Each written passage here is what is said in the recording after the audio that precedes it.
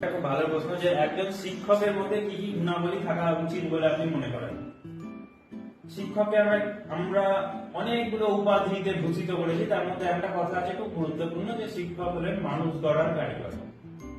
তাহলে যিনি মানুষ গড়ছেন তাকে আগে উপযুক্ত মানুষ হতে হবে, এবং এটা শুধু শিক্ষকতার জন্য না, এটা সমস্ত পেশার জন্যই প্রযোজ্য।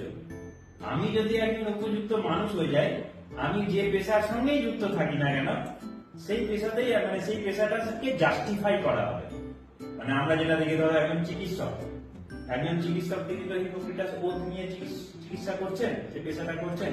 এবার কোন চিকিৎসকের মধ্যে যদি সেবামূলক মনোভাবের বাইরে প্রচন্ড প্রফেশনাল মনোভাব দেখা যায়, তাহলে আমরা তাদেরকে যেমন উল্টোপাল্টা শব্দে বলি আর কি। তাহলে সেই একই রকম ভাবে এখনকার শিক্ষকদের মধ্যেও যদি সেটা দেখা যায়, তাহলে কি বলবো, ওইগুলো নেই, কি নেই, মানবিক গুণগুলো নেই। তাহলে এইটা একটা মানুষের মধ্যে সব থেকে ভালো যে গুণাবলী গুলো থাকা দরকার, সেটা তো একটা শিক্ষকের মধ্যে অতি অবশ্যই থাকতে হবে।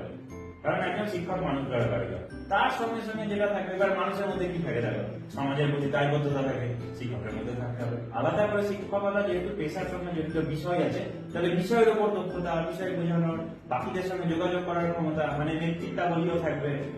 ঠিক আছে, এবার এইগুলো মোটামুটি তোমাদের বইয়ে আলোচনা করে দেওয়া থাকে, কিন্তু ওই বইয়ের আলোচনা তুমি ওদের ওখানে বলতে পারবে না, কারণ ওখানে অনেক শব্দ আছে, অতটা শব্দ বলার মতন আগ্রহী ওরা না। ওরা শুনতে চাইছে জিস্ট, বুঝতে পারছো? যেমন যারা ধরো গানের ক্ষেত্রে, ধরো কোনো প্রডিউসারের কাছে গান অডিশন দিতে যাচ্ছে, কোন নতুন শিল্পী ডিরেক্টরের কাছে যাচ্ছে দিতে, তাহলে সেখানে কি করবে? ওদেরকে কি সব দেখবে নাকি? 2-4 লাইন গান করিয়ে বলে দেবে, আচ্ছা ঠিক আছে, ওতেই তো বুঝে যাবে। তাহলে ওখানে তোমাদের 2-4টে শব্দেই বুঝে যাবে যে তোমার ডেপথ কতটা।